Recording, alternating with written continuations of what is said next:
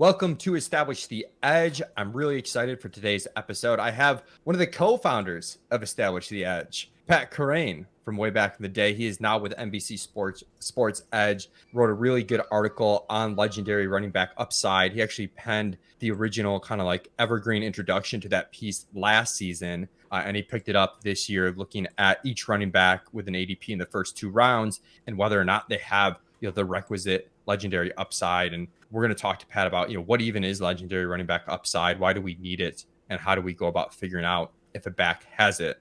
Before we get into that, want to note that this podcast is brought to you by Underdog Fantasy. They currently have their Best Ball Mania 3 tournament going on. Crazy $2 million grand prize to first place. Also have two other $1 million prizes up for grabs. Second place in the playoffs and first place in the regular season. If you use promo code ETR when you sign up, they're going to match your first deposit up to $100. And it's really a great spot to get prepared for your home leagues to play in these real money drafts on Underdog Fantasy. So again, visit Underdog Fantasy, use promo code ETR for up to $100 in free entries. Pat, thank you so much for joining me. I want to throw it to you right off the bat here from like a macro perspective to talk about, just how you got into writing about the topic of legendary running back upside, exactly what that means and why it's important. Yeah, so the idea here with, the kind of the running back position, as listeners probably know, I like doing a lot of zero running back drafts, and, I think that can be an effective strategy, but I don't only do that because you also have running backs that come from the early rounds that completely change the fantasy landscape, and we kind of know this intuitively, but I put some numbers to it and kind of just went back and reviewed everything since 2000, looking at these seasons where the win rates and kind of, win rates from best ball, but also just managed leagues being really dominated by a couple or sometimes just one running back hit. And I call it these legendary running back seasons because they really do alter that year's fantasy landscape. You think of that running back when you think of that season. Like Todd Gurley 2017, Todd Gurley 2018, Christian McCaffrey in 2019. Those were the seasons. If you had those guys, everything else was different. Your chances of winning your league, you basically had a 1 in 3 chance of winning your league by just drafting that guy, which obviously gives you a huge advantage.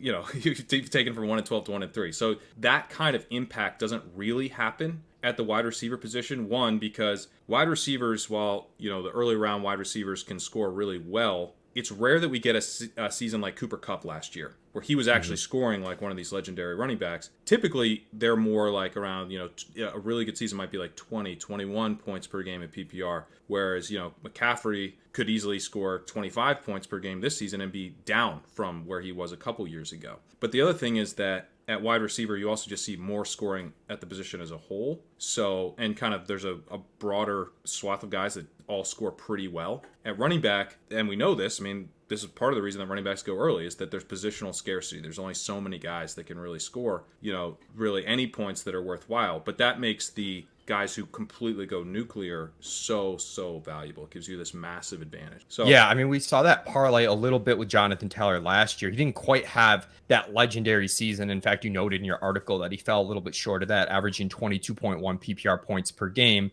But that was still the leading running back score. And you're just going to have busts at running back. So if you're the top scoring running back, and then a couple other teams are drafting, Derrick Henry, who gets hurt, Christian McCaffrey, who gets hurt, all of a sudden that starts to look really good. And it looks really, really good if you hit that legendary running back ceiling. But yeah, let's dive into the guys this year. And we'll start with JT, who I have a tough time with JT. I feel like there's a contrarian bone in my body that wants to be a little bit on the JT fade side because he did only have those 22 points per game. His targets down the stretch were really low, but at the same time, we know he's immensely talented. And I saw Sean Siegel make the point that a lot of times, third, fourth year running backs start to make a leap in their receiving area. And it's not like JT's a bad receiver. They just don't do it because they have Nyheim Hines, but it's not like he's not capable. His receiving efficiency numbers are actually really, really incredible. So how are you looking at JT? Yeah, I think JT is a very strong pick, obviously. And I think, so to your point about Jonathan Taylor not quite getting to the legendary status last year, I do want to make the point that you can hit non-legendary outcomes that are still quite good for your team. Like Najee Harris was a hit last year, didn't come anywhere near the legendary running back threshold, but still you would have been happy to draft Najee Harris. The reason that I focus so much on the kind of the top end outcomes at running back, one, because actually hitting on them is so helpful, but two, the bust rates are really high at running back. And so if you're just looking for a guy to have like a good, not great season, to me, I'd rather draft a wide receiver. Like I'd rather go where you have generally a higher positional floor. And so it's not like, Najee Harris, I think, again, this year, we'll get to it, but like, the guys who have the chances of having like a pretty solid season, definitely like no issues with taking them where you took them, were, overall pretty helpful to your team. Shooting for that, you're gonna run into injuries at a higher rate at running back, and you're gonna run into what I call the silent killer scenario, which is a term that I got from you, that they don't like get hurt and they look like they're doing fine, but they score like 14, 15 points a game at a really high ADP. They're not keeping up with the other running backs or the wide receivers or potential tight ends in those ranges, and you end up just really getting hurt by that running back in a way that maybe isn't like completely obvious at first. So I think Taylor's probably a guy who could end up being somewhat of a silent killer if Nyheim Hines takes on more of the receiving work, and he doesn't go completely nuclear from an efficiency perspective like he did last year. But at the same time, he's the best running back in football. He's behind a really good offensive line, which could end up being like an elite offensive line. He's looking at a potential upgrade in quarterback play, which I think he will have an upgrade in quarterback play, especially from just kind of like an offense, like a consistency of the offense. You're looking at a team that's a borderline playoff team that I think will really lean on him like they did last year. And they're not a foolish coach team. I think they don't want to be as run heavy as they were last year, but at the same time, like they go watch in-season Hard Knocks. If you're concerned they don't know he's their best player. They're well aware that he's their best player. They think he's the best running back in the game. I think they'll end up riding. So let's go to CMC. I think CMC is the 101 over JT. I think at this point I'm fine with JT 102. For a while there, I was getting kind of cute and think I'd rather go wide receiver. I did put out a tweet too that I thought like Austin Ekeler was dangerously close to JT. We'll talk about Ekeler in a second, but feel pretty good that CMC is the top back overall. And if you just look at his per game numbers when he's played, last year, 2 years ago, they're insane. So we haven't seen the injuries affect him when he's been on the field. And most of what I've heard on the injury front from CMC is it's not stuff that we should be too concerned about. I think like people have this natural fear when a guy's been hurt that he's going to get hurt again. But when you break it down in terms of the types of injuries he's had, like the concern level isn't that much higher than just like the average back getting hurt. No, and when I went back and I looked at the seasons in the past that had led to these massive scores from running backs, receptions and receiving ability is like the thing to really be focused on. And you can get there like Jonathan Taylor, where you're kind of sufficient in the receiving game. Dalvin Cook is the only running back since 2010, though, to get to 23 plus points per game, which is what I used as the cutoff at, playing 12 plus games. He's the only guy to get there with less than 4 receptions per game. So you can do it in kind of that, hyper efficient rushing, sufficient receiving workload. But you've got to be an absolute superstar. And that, I think we can make that bet with Jonathan Taylor. I don't have any, to me, I'm sort of like, if the market wants to take CMC 1, I'll take CMC 1 and get my CMC exposure, and I'll take JT 2. When it was JT was always going 1, I took JT first. Like, I'm not trying to like get a huge position on one of these guys versus the other, because I do worry a little bit with CMC in terms of he's 26 years old, which is generally these guys, about 2/3 of them have been below 26. So you start to get, I think we're maybe, I tend to think we tend to stick with these running backs a little bit too long in terms of their age. It can fall off very quickly at running back. We've seen that with Le'Veon Bell. We've seen that Melvin Gordon dropped from a legendary running back to kind of a mediocre guy very quickly. Saw that with David Johnson. He had the one season, was never did it again. So, you do want to keep age in mind with CMC. But if one of these guys gets to 27, 28 points per game, I think it can only be Christian McCaffrey. I don't think Jonathan Taylor has that kind of outcome in he can't get to that range because he doesn't have the receiving. I mean, ability is a bit strong. I think he could if he had the backfield to himself, but he doesn't really have the path without a Nyheim Hines injury. Christian McCaffrey, if he stays healthy and the status quo remains in place, like that is basically where he's headed. So yeah, he's a very I like the strong point about pick. I like the point about age, because that's something that, as you said, it's like really easy to dismiss it until after it happens. Then we're concerned after it happens. For me, I'm still kind of a CMC 101 hardo, just like doing DFS projections. I know we're going to be projecting him for like his average week is going to have a projection higher than Jonathan Taylor's points per game last season. Like that's his like he almost doesn't even need a standard deviation run hot to get there. Which is kind of crazy. So I'm CMC 101 overall, but definitely really good points in terms of like the overall trajectories of the players and that macro risk on them, kind of balancing them out. Ekeler's someone I struggle with because, we're in his age 27 season. So you kind of have the age thing again with him. He also scored 20 touchdowns last year, and he still didn't quite get to the legendary running back season. He was behind Jonathan Taylor. But at the same time, I do love the combination of efficiency and pass catching ability in an offense that's going to be really up tempo. They're going to throw the ball, which is good for him. They don't have much running back depth behind him, with Isaiah Spiller, starting off the season disappointing and injured, and Josh Kelly and Larry Roundtree being quite terrible. So I'm pretty into Ekeler still, but it is. I am trying to figure out in my head like how the math didn't quite work out last year that he finished at under 22 points per game.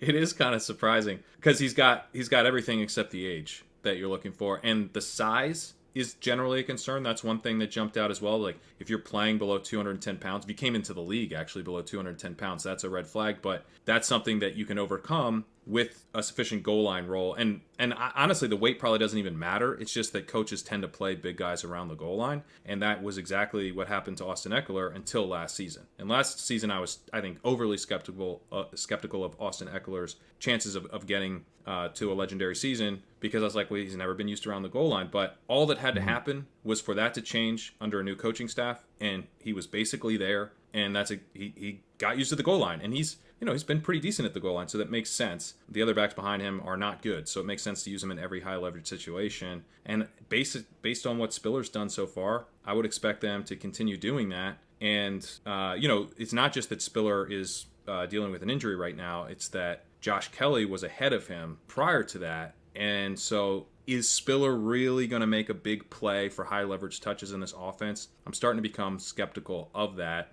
And this offensive line also could be elite. And one of the other things that's helpful, I mean, this is intuitive, but it did show to be helpful with some of these legendary seasons, is if you've got an extremely efficient passing offense, that also really helps out. And I think, obviously, with Ekeler, it should help him out in particular because he's a part of that passing offense. So behind a great offensive line, they're probably going to be leading in a lot of games. They could have a much better defense, which maybe isn't ideal for Ekeler in terms of, his ability to catch as many passes as we'd like. But if no one's challenging him for the goal line role, they could score a ton of touchdowns playing from ahead.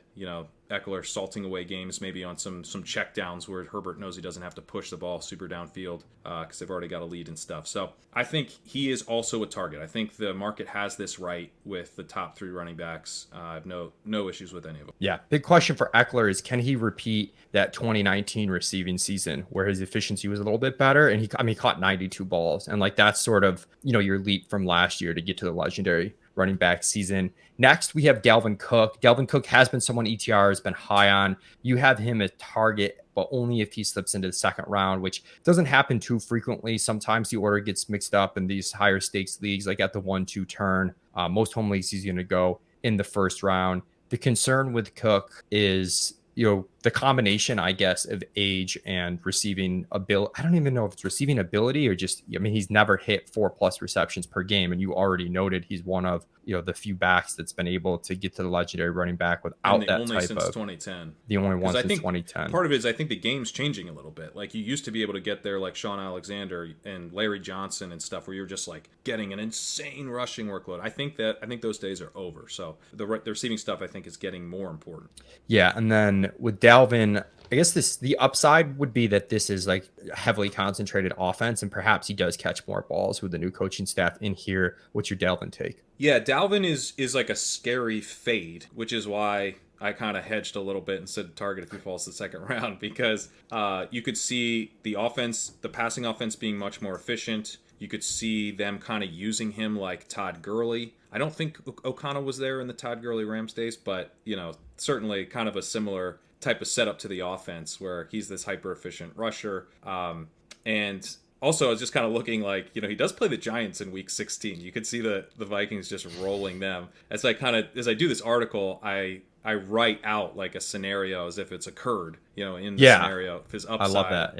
Yeah. I said, he scores 4 touchdowns against the floundering Giants, which seems pretty realistic. The reason I do this is because it's kind of fun to write it out and then see like how realistic does this feel? How realistic does the downside scenario feel? And Dalvin Cook burying you because you faded him for not catching enough passes and being a little older than you like. That feels pretty realistic to me. Like I think he can get to maybe he's more of like a 21, 22 points per game type of guy, but where he's going in drafts, I think he can make you pay for fading him. He's a guy I like a little bit more in best ball. I've talked about best ball win rates and stuff in the setup for this article, but I do focus it more on managed leagues where I think getting the elite wide receiver is even a bigger advantage, and hitting on an okay but not great season at running back doesn't help you nearly as much as it does in best ball. So for me, I'm taking Dalvin Cook in best ball. I'm not like, he's not a major target, but I'm definitely mixing him in. I don't consider him a best ball fade. In managed leagues, I'm being a little bit more picky with the running backs I'm selecting, and I would love to get him at a value, but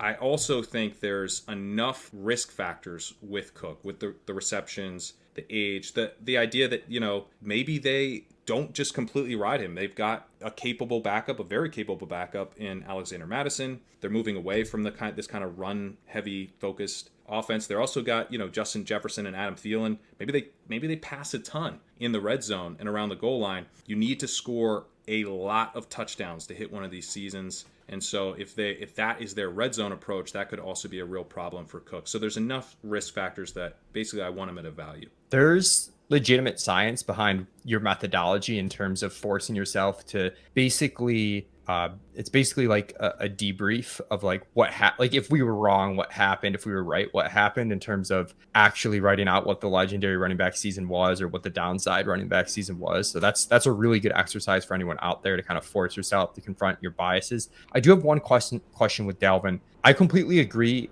in general that we need to be pickier about our running backs in managed versus best ball. If you're in a softer home league though, do you think that starts to revert where you can just beat people on like micro takes all the way throughout the draft? And I almost wonder if we don't need that extra bit of upside. I was just curious your thoughts on that with a guy like Dalvin, who's a bit of a tweener. I do. Yeah. I think if you're going to be able to just kind of win in like rounds 7 through 12 on like every one of your picks, then I would say just kind of hitting on a good but not legendary season is probably more helpful, because a lot of the guys that you're probably out drafting your league mates on are maybe younger guys. They're more like breakout upside guys. Maybe your hit rate's not going to be perfect on those guys, but they're leaving you upside that really shouldn't be in that part of the draft. And so, if you have like a plug and play starter out of your first round pick, and or even if he busts, frankly, you're going to make up for it later. So you can kind of take on a little bit more risk for like a little bit less reward, because you're going to get just an incredible array of value picks later in the draft. I think there's something to that. We'll go to Najee. Najee's a tough one. On one hand, he has the workhorse type role that we want to see from a round one running back. And I do think that that's, a definitive skill. One of the reasons why I'm a little gun shy on Dameon Pierce. Granted, he's like nowhere near this conversation, but like we don't know if he can be a workhorse back, like just based on his workload in college and whatnot. Whereas Najee, we knew even coming into the NFL, even before he did it last year, that like he's got the skill set to be a workhorse back. He showed it last year. My concern with him a little bit but my major concern with him, honestly, is that the offense is still not good, even though it's better without Ben Roethlisberger. And it's in a way that takes receptions away from him, where Big Ben was in a pass-happy offense with a lot of short A-dot stuff. We had that one game that Najee Harris caught like 18 balls or something, like some egregious number. Targets, yeah. You wouldn't even believe it if I told you. I'm going to look it up after I throw it to you. But if that receiving comes down to like good but not great, like that's going to be a problem for him. It does, and also one of the things that is really important with the running backs is that they have to be efficient. Like if you look at like an expected points model, no expected points model is going to, on a like no one ever averages 23 points per game in expected points. Like Rotoviz, PFF, they basically create the value of the workload that running back gets in expected fantasy points. There's just no way that you're hitting all of that in terms of just getting enough goal line touches, enough targets, and all that. So it really comes down to the only way you can get above 23 points per game is by doing more than expected based on your workload. And Najee really fell flat there as a rookie in a way that we expected him to. Like if you weren't that psyched about Najee Harris as a prospect, it's because he doesn't hit big plays and he's a capable but not particularly dynamic receiver. And that's exactly who he was in his rookie season. His yards per route run was 0.97. That's not good. That's a poor yards per route run. He gets targets. He's going to be out there on all the receiving downs. I don't expect him to lose a ton of snaps to anybody. I expect to be very similar to last year. But you are in a situation where the offensive line stinks. Brandon Thorne had him as the 32nd ranked offensive line on ETR. I mean, that's not ideal. You'd love to have an offensive line in the top 5. That's where you see a lot of these legendary seasons coming from, is where the line is just dominant. To have the worst offensive line in the league potentially is a major issue for Harris. You also have, I think, the best case scenario being a rookie quarterback. That's not great. You've got maybe a little bit more mobility to the quarterbacks that could potentially create maybe a little bit more rushing efficiency for Harris if they utilize the quarterbacks in designed rushes. But maybe you also just look at more scrambling. And Roethlisberger, as we know, to your point, getting the ball out quickly, not scrambling, doing everything he can to not take hits. I don't think that'll be Pickett. I think Pickett's going to be willing to scramble, pick up yards with his legs. That should hurt Najee Harris's volume-based receiving profile. So to me, it's like with Najee, you cannot completely write him off because he's a second-year player, and that's one of the things that jumped out. Second-year players, kind of like we expected at wide receivers. One, we've seen a lot of big seasons from second-year running backs. We've also seen running backs add things to their game in their second year. In that, this got me in trouble with Antonio Gibson a little bit last year. But you see, guys who maybe weren't like at crazy receiving levels take it to another level in terms of getting more goal line work when they hadn't gotten a ton of goal line work. Their roles can grow within an offense in their second year, where we don't tend to see that outside of the second year. So second year is really nice, but Najee doesn't really have much room to expand. He already had everything as a rookie. Yeah. So the second year breakout concept is a little bit harder with him in terms of the workload. Obviously, in terms of the efficiency he could get there, we saw with Le'Veon Bell that he had big jumps in terms of his yards per out run, in terms of his breakaway yards. Bell more than doubled his breakaway yards from his first to his second season. Maybe we get the same thing from Harris. Maybe, it's a better designed running game utilizing Trubisky's mobility to begin the year and then Pickett's. I think this is all plausible, but it does feel like you're kind of bending over backwards to imagine a scenario where Harris has a legendary season. I think it's very likely that he scores, 17, 18 points a game. I fade him. That hurts me. But I also think you're taking on a ton of risk at running back, no matter who you're drafting, because of the injury rates. And Najee's, the whole play is that he's going to get an insane amount of work. That's not always good at running back. Every touch increases your injury rate. So, I think all in all, I was in the second round in the main event, did select Najee, fell like all the way to the 205 or something. So I don't think Najee's bad at every price, but I didn't hedge here. I called him a fade. Yeah, I do feel like there's kind of a break-even point where we do have to. And you brought up the Antonio Gibson thing last year where, and he kind of skyrocketed, where it's like there starts to become a break-even point with price where it's like more acceptable to take on the risk, or it's like too rich to take on the upside. But it's really hard to figure that out, and I think it's like pretty subjective. I looked up the Najee game. It was week 3, 19 targets, 14 catches for 102 yards, but he had 2 other games where he caught 6 balls, nothing more than that, and he had 2 games in the 40s as far as receiving yards, nothing else. He didn't hit 50 yards or higher in any of the other games. I don't think it's good. They have Deontay Johnson, Chase Claypool looking like he's playing out of the slot. So, kind of an easy sort of check down, quick throw option, big body guy over the middle. Pat Freiermuth had a really good rookie season, and George Pickens is lighting up camp. So when you have that scenario, is this team really going to be looking to get Najee that involved? Is how many checkdowns are really going to be necessary that aren't to Deontay Johnson or Claypool, who are probably going to be decently open, like, or to Freiermuth. Like, if he was on a team where if he was on the Panthers and it's DJ Moore or Najee, way more interesting. I just think the setup, the offensive setup is about as bad as it could get.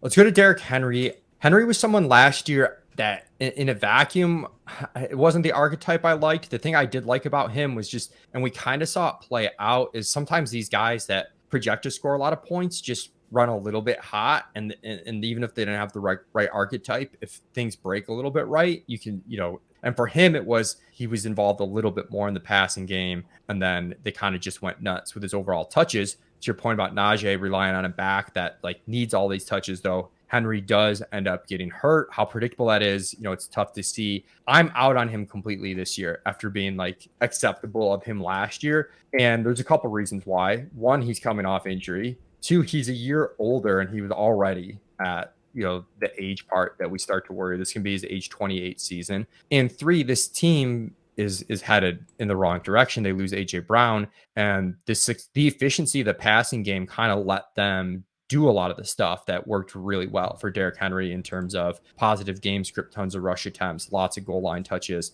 So I feel pretty strongly that Henry is a fade where he's going right now. And I know you have him as a fade as well. I do have him as a fade, and he turns 29 in January, so he's an old 28. I think if you're betting on a guy to just handle an insane workload, coming off a foot injury, turning 29, I think before the season ends, right?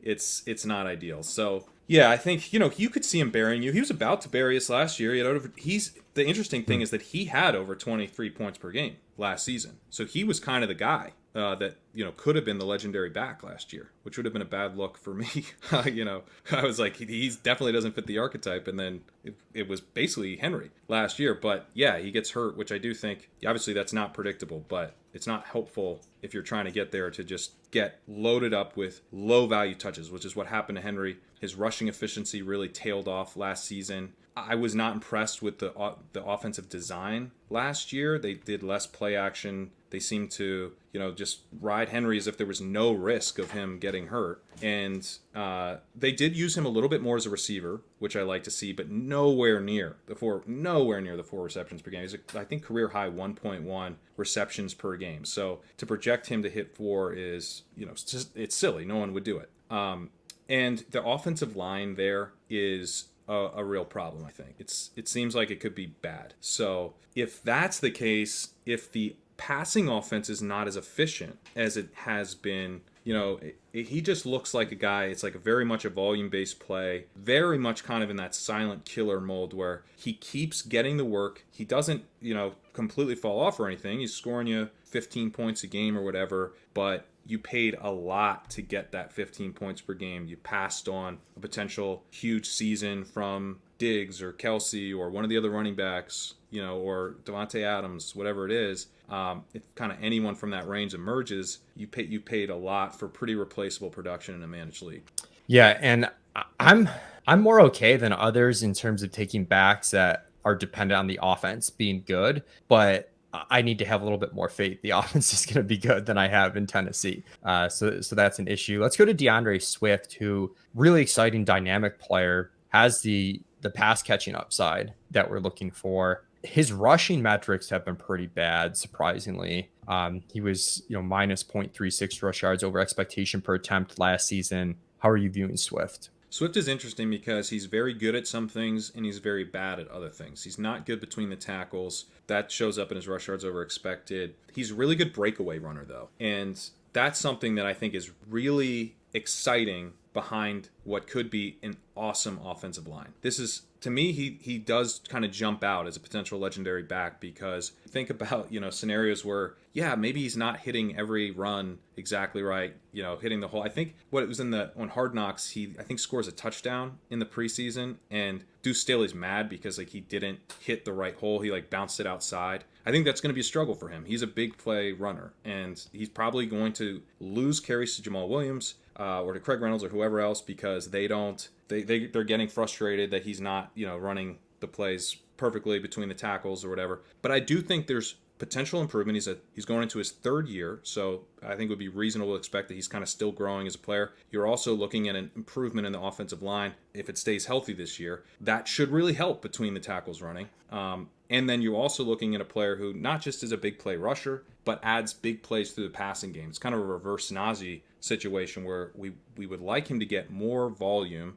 He's kind of already there, but but more the better in terms of the receiving volume. But he has flashed pretty good receiving efficiency and the ability to hit big plays through the air. And I think he's a pretty good fit with Jared Goff in terms of, we know Jared Goff likes to throw short. There's some target competition for that with Hawkinson and Amon-Ra St. Brown, but you're also looking at an offense that down the stretch will have Jameson Williams, will have DJ Shark, maybe even a Jared Goff offense the defense will be respecting the deep ball because Jameson Williams has this elite speed. And that's a dynamic that I think is pretty interesting. If you think about defenses aren't able to crowd the box and just say, we're not going to let Jared Goff beat us deep, because he might actually be able to with Jameson Williams as we get into the fantasy playoffs. Elite offensive line play. DeAndre Swift could rip off a ton of long gains on screens, ripping off big runs against two high safeties as they try to protect themselves against the elite speed of Jameson Williams. So that's kind of a fun element of it for me as you think about Williams coming back and changing the dynamic a little bit. And then I think also as you just look at the schedule down the stretch, he gets the Jets, Panthers, and Bears in weeks 15 through 17. I mean, that's nice. Elite offensive line play. The Lions a little bit, they're a frisky, kind of 500-ish team, playing hard at the end of the season.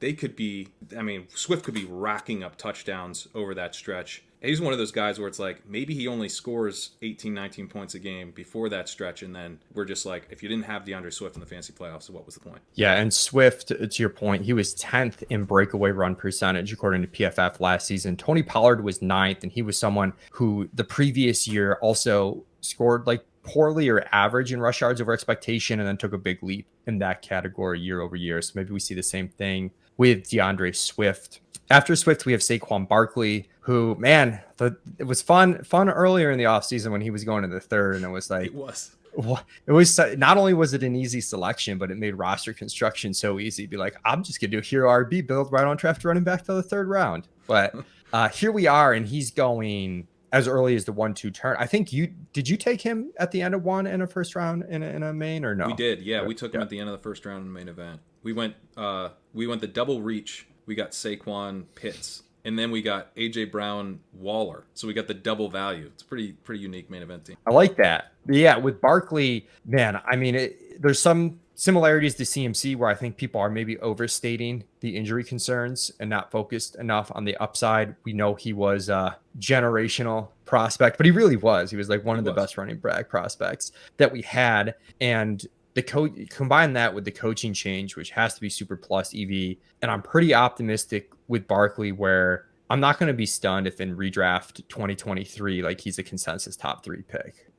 He basically just has to have one really good year, and he's there. I'm guessing that's how you see it, given that you invested some first round draft capital into him. Yeah, maybe check out this one. Well, don't if you're worried you might get too excited. I had someone tweet at me going, I have the 103. I think I'm going to take Barkley now. I was no, don't do that, though. I did enjoy writing the upside scenario, but at a certain point, the price changes the dynamic. Yeah, but I do think there's a lot of upside here, and it's a very simple, clean upside case for Barkley. It's basically he stays healthy. They use him a ton as a receiver, which makes a ton of sense. It's a smart thing to do. We think this is a smart coaching staff. He gets all the work. Matt Breida's the backup. Brian Daboll gave Devin Singletary 100% of snaps against the Chiefs in the playoffs. He is willing to ride one running back. I don't think we should be concerned really that, Barkley's going to see 60-65% of snaps be kind of a 1A. To who? He almost has to. So you're getting kind of the Najee thing where he's going to have all the work, but you're also getting a much more plausible scenario to him being really efficient. I think, we could see him having 1.5, 1.6 yards per out run, where again, Najee was below 1. It's a huge difference. And the touchdowns is probably the biggest thing. Even his upside scenario, I said, he scores just 14 touchdowns, but he tops 100 receptions, tops 1.5 yards per out run, doesn't hit a career high in rushing yards, but he already had a legendary season when he had that career high in rushing yards. So he could actually fall off a little bit in rushing yards, not have an elite rushing touchdown total, but because he can do so much through the air, both in terms of volume and being efficient on that volume, he can hit over 23 points per game without setting career highs on the ground. It's pretty exciting. It's just like, do they use him enough as a receiver? Does he get all the receiving work? I think the answer to that is probably yes. You don't have a good offensive line, don't have an efficient passing offense, but you might have more commitment to the pass and more commitment to more intelligent usage of Barkley, which, is probably enough when you're talking about a guy who's flashed the talent heat. Let's go to Mixon next. The ETR ranks in PPR, and you both agree that he's a fade. I'm a little bit more into him if you're playing like a standard type league where the pass catching isn't going to hurt him as much, but we're kind of talking PPR legendary upside here. And Mixon gets he gets a decent amount of pass work in the base role, but the team has been quite clear that he's not their passing down back in terms of both the hurry up offense and on third downs. And that really caps the upside. And, to me, that's basically the argument against him is really that capped upside in the receiving game. Yeah, and I think it's a very, very strong argument personally against Joe Mixon.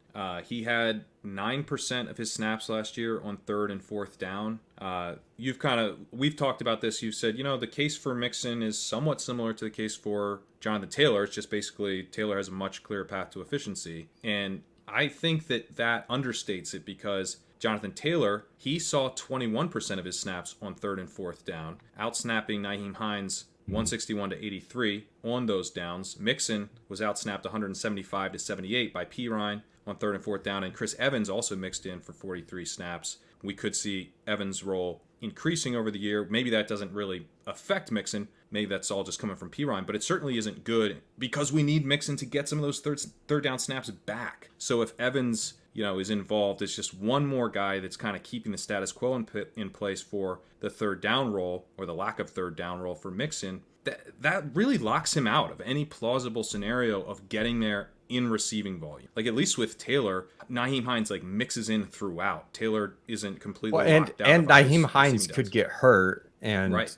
Whereas if Kerrane gets hurt, it's Evans or vice versa. Exactly. This is a philosophical thing with the Bengals. They don't really see Mixon as that guy. Yeah. That's a real problem. The nice thing for Mixon would be, I think it's a really solidified offense in terms of being good. The Derrick Henry conversation, like our concerns over the passing efficiency, we don't have those concerns with Cincinnati, and we also have a huge upgrade for them on the offensive line. They're 11th in Thorne's offensive line, which is I think it's probably his biggest year-over-year change.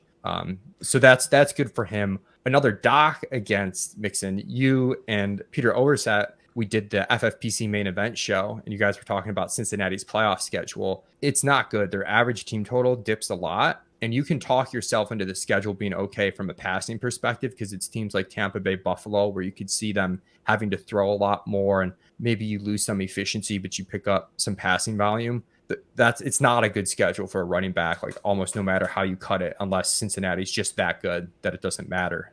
But you're asking for a lot in that case. I think also with the offensive line, if you look at the PFF grades, they weren't horrific in terms of the run blocking. They were much worse in terms of their pass blocking. So I do wonder if the offensive line upgrades might allow them to be more pass heavy, since that's the part of the line that could potentially improve the most. And we know the strength of their team is the passing game, is Joe Burrow and those receivers. We also saw Zach Taylor be pretty pass. I think they had a 4% pass rate over expected in 2020. So they were much more balanced last year, but they could actually, it wouldn't be crazy that they just do what they did 2 years ago before Joe Burrow, got blown up and tore his ACL because of bad blocking. So I think if they get the blocking sorted, there are paths to them being more pass heavy. And again, Mixon's not out there on the obvious passing down stuff. So on the positive side, Mixon has shown some really exciting breakaway ability throughout his career.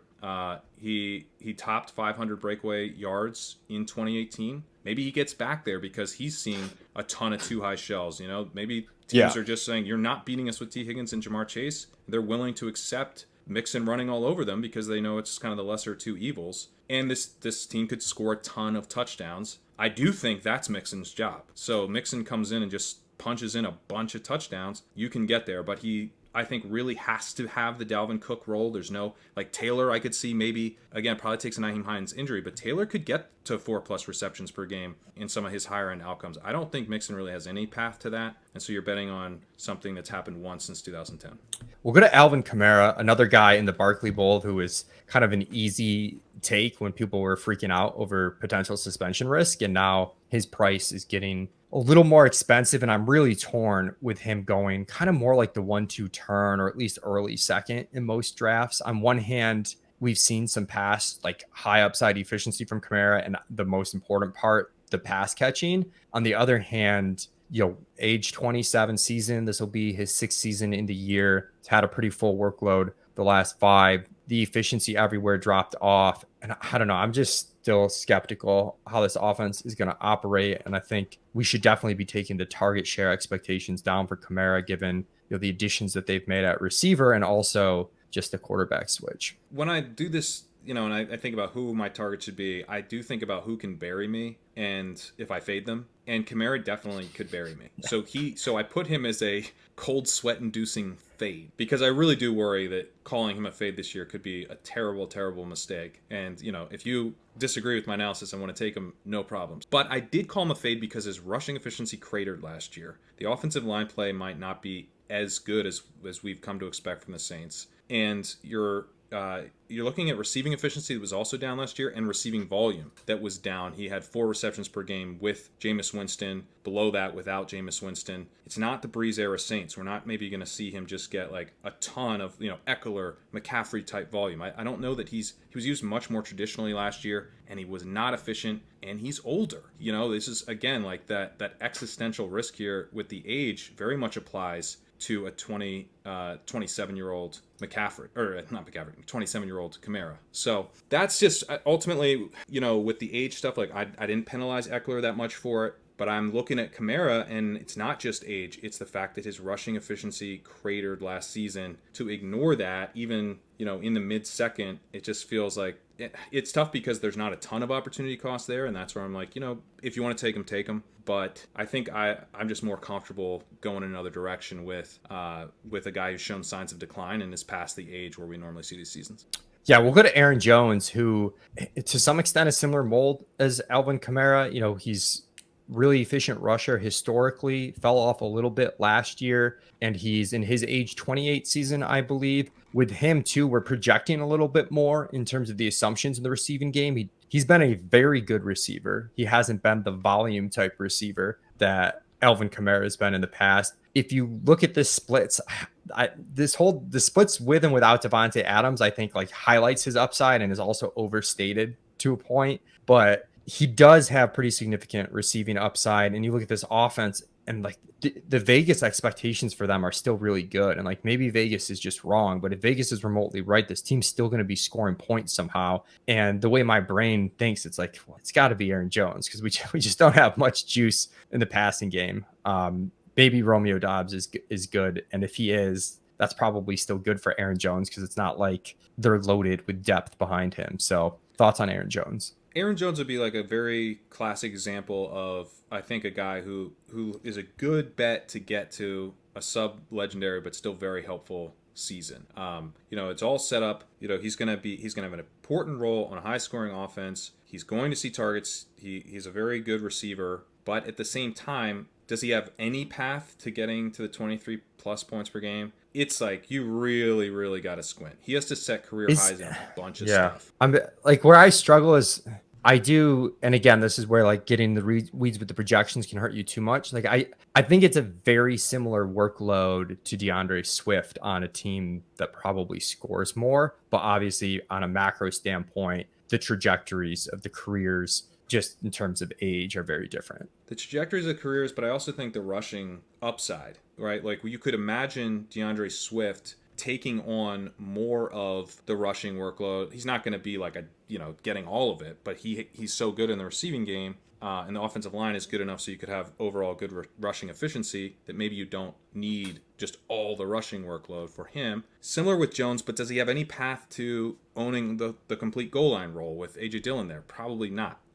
He's probably a 1B rusher in a lot of a lot of scenarios, while a clear 1A receiver out of the backfield.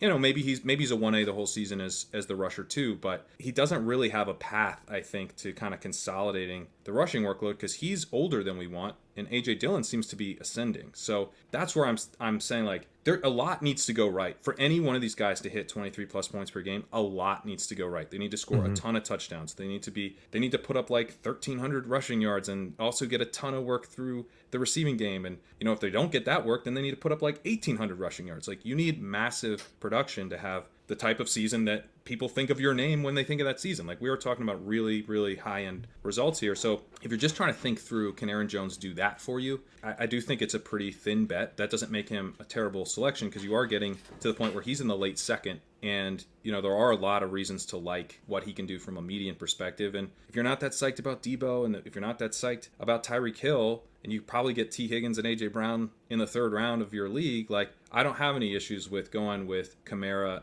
and Jones.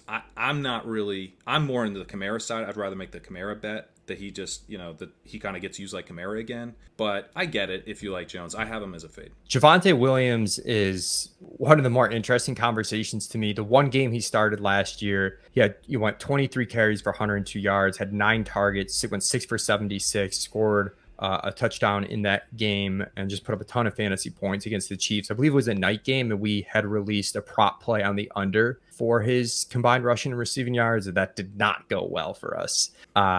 So I remember it quite vividly. But Javonte Williams, I mean, what's tough here is I think the legendary upside is quite clear. He buries Melvin Gordon either due to Melvin Gordon's health or that he's just not a big part of the offense because Javonte Williams is so much better. And now he's in an offense that's actually good because of Russell Wilson. And that's just a huge shift. And this team's good. They're exciting offensively. And Javonte Williams coming into last year's draft class, we knew he could break tackles. We knew he was a pretty good receiving back. So he can kind of do it all. But at the same time, a lot of the backs in front of him have decent upside cases, and they don't have necessarily a back there that they could be splitting with carries to start the year. So it's very difficult to understand how to weigh kind of the two sides of the coin there. Yeah, I mean, he feels like maybe a little bit of a better in best ball type of pick to me too, where, you're getting kind of the usable weeks out of him, probably a lot of sub-legendary type of weeks early in the season, but maybe, down the stretch, he is just that guy and he kind of has taken over the backfield, or, there's a Melvin Gordon injury and he consolidates the backfield. But yeah, I thought I'd be more excited about Williams when I was writing this up. I thought he would be like a clear target for me in terms of the legendary upside. Melvin Gordon was pretty good last year, and Melvin Gordon is used as a receiver. Javonte Williams is a capable receiver, but he split time at UNC with Michael Carter being the receiving back there. I think it would be pretty reasonable that he doesn't get like a complete receiving workload. The offensive line in Denver is not that good. So as much as I like his rushing profile, it breaks a lot of tackles, he can hit big plays, I don't know that his rushing efficiency is going to be like super off the charts. I don't know that they're just going to be like dictating at the goal line and just punching in. He was super inefficient last year at the goal line. Both him and Gordon were, and that could continue this year. And again, you have to score a ton of touchdowns. You can't do everything but score touchdowns. You have to score, unless you're going to catch 100 balls like, maybe Barkley does. You have to score a ton of touchdowns. That, I think, is a big red flag for Williams' profile in terms of getting to 23 plus points per game. So I like him.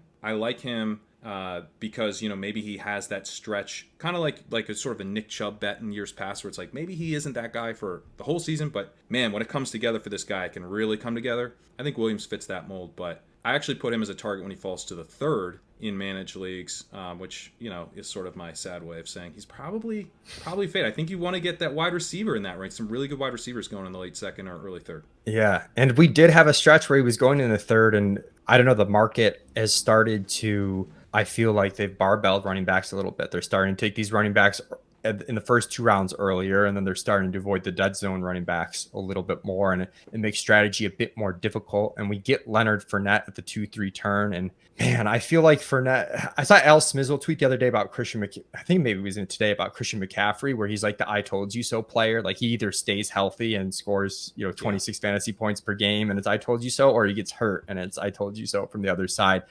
I sort of feel like it's that way with Leonard Fournette. If he stays healthy and Rachaad White just ends up being a backup player. It's like almost impossible for him to be bad. And I do think he has a touch of legendary upside just because the high value touches in the offense, targets and touchdowns. But I also wouldn't be shocked at all if the Rachaad White cut into the base receiving work. And if he does that, immediately the legendary upside is off the table because you need all of that volume. I think it's almost off the table to begin with. I don't really think he has. When I wrote up this case, I was actually surprised. This one to surprise me, and I'm not a Fournette guy, so maybe you can call BS. I was surprised, but I genuinely was surprised at just like how easy it was to kind of be like, yeah, this is, or how hard it was to create the legendary case for him. Mm-hmm. I think partly because he crushed from a much lower ADP last year, but he's coming off a career high in terms of fantasy points per game, but only at 18.3 points per game. So we're talking about 5 additional PPR points per game that he needs to find somewhere. And if you look at his profile, the only place that he can really get them from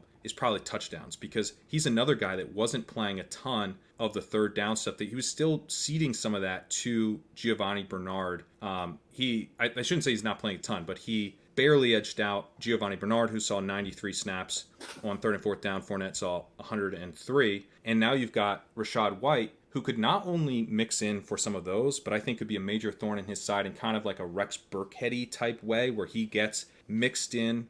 Rex Burkhead from the Patriots days, not the Houston days, but mixes in on early downs, but gets targets. He could get like a couple targets per game once he comes into his own, even if he isn't playing a ton on third down, because he is a receiving back. He's also big enough at 214, and he's got decent speed as well, sub 4.540, where he could be involved as a rusher, but kind of in a classic Tom Brady fashion, catching passes as well. So I think Fournette is a bit boxed out in terms of getting to 23 plus points per game, unless, man, he's the guy at the goal line. I said, basically his only path is if Tom Brady just decides to hand off to his buddy Lenny a bunch, and I think, now, does that mean he's a bad pick at the 2-3 turn? Does that mean he can't be an I told you so guy? I think he can be a good pick. Like, what's the difference between him and Najee? Like, you're getting a round discount from Najee, sometimes more. You're making the same play. It's that he gets in a better offense. In a better offense. It's that he gets the high value stuff. Maybe you're giving up some low value stuff compared to Najee, giving up snaps, but who cares? You're getting all the high value stuff, and you're getting in a better offense, a team that's going to score a lot more touchdowns. So I don't think, if that's your bet, I get it. But when you're making that bet, you're making it on an older running back who has been inefficient over the course of his career and who has a very talented receiving back coming in. At least I think his prospect profile indicates he's very talented. So I think there's a lot of existential risk with Leonard Fournette, and it creates a situation where he could be very much an I told you so guy from the fader. So I agree with that. Yeah. The one more positive light that I twist on Fournette, if you're making the pro Fournette case, is the first few weeks of this season, he wasn't playing as many snaps, and there was still like a little bit of him versus Rojo. And then when he took over, he was basically on 90 catch pace at a touchdown per game. And that doesn't include the playoff game in which he scored, 2 touchdowns and was over 30 PPR points. So it's one of those things where it's like, should you count all those games? Should you count the playoff game? Should you not? Because you can make some arguments both ways, and it'll look a lot better, a lot worse, depending on how you decide to chop it up. But it looks like he's a little bit closer. Yeah. Yeah. If you can take a bigger chunk of the backfield, which maybe he can, and there's a ton of value in that backfield. So I guess I'm not like worried that Fournette buries me by getting to 23 plus, but I'm worried that, like, look, if you take him at the 301 or 302 or whatever, and he gets 19, 20 points, that's a smash. Like, there is, as much as I talk about the legendary upside and everything is price sensitive. And if you can get 20 plus points out of your third round pick, and it plays a low scoring position, which running back generally is outside of the highest scoring guys, you take that all day. All right, Pat, thank you so much for joining me. I hope the listeners learned a lot about why we're concerned about this legendary upside from the running back position, why you shouldn't just blindly take whichever running back is up based on ADP. You need to think through it a little bit more. The risk is so high that you want the adequate reward to be there, understanding that, yes, if they score 18 to 20 points, it can still be very useful, but that should be our backup plan, not our primary plan. Pat, tell the people what you got going on over at NBC Sports Edge. Yeah, you can check out this article on NBC Sports Edge, or if you prefer, on rotoworld.com. You can type in whatever you want. Rotoworld's back. So I do prefer typing in RotoWorld. So thank you. I got to be part of Matthew Berry's Fantasy Football Happy Hour. We did a mock draft there with Evan Silva, with Adam Levitan, with a bunch of the former Roto World greats. So make sure you check that out. And Roto World Football Show, which we're recording an episode of just after this. Look for that on your podcast feeds. Of course, you can follow me here at Establish the Edge podcast on iTunes. It's also on Spotify, other formats. If you give it a like, review, that helps a lot. Also, if you're watching on the Establish the Run YouTube channel, subscribe to our channel. Helps me keep doing content like this for free. Thanks for tuning in, everybody. There's a lot going on. Ship chasing tonight. We're drafting main event with Davis Maddock, and I'll also be on Pete Overzet's randomizer show. So I heard Davis is going to try and make you take one of these running backs. So he wants us to take Zeke, so it's gonna be a long night. Whoo, okay. I'm kind of in the middle on this one, so I just get to watch and enjoy from both perspectives. So definitely check that out. And yeah, thanks for tuning in, everybody. Catch you next time.